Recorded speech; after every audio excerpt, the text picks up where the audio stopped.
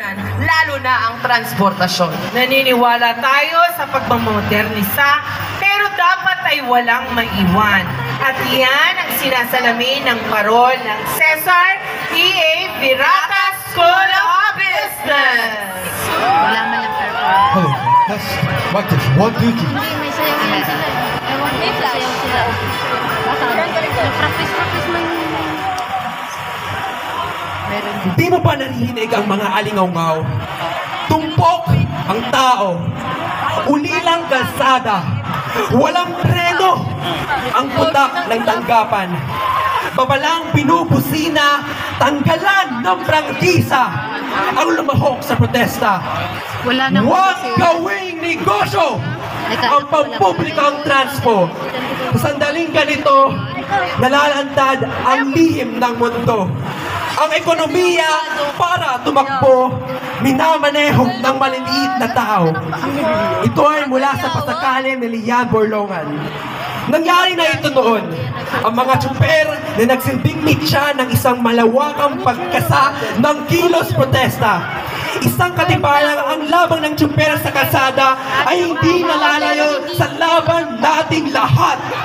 Kung nakayanang mapatumba ang diktadoryang US Marcos, hindi malayong magawa rin ito sa pasismo na rehimen ng Marcos Duterte.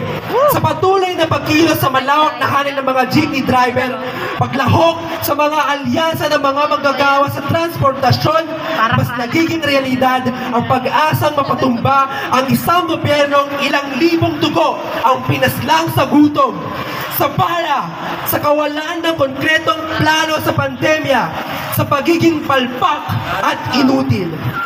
Masyado na nating nakikita ang kapalpakan at hustisya at ang kawalan nito.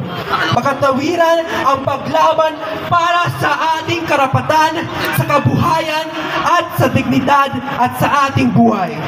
Kaya naman, mula sa koleyo ng administrasyong pangnegosyo, ang tahanan ng pinakamagagaling na leader sa kalakalan at accountancy sa buong mundo. No to a jeepney face on!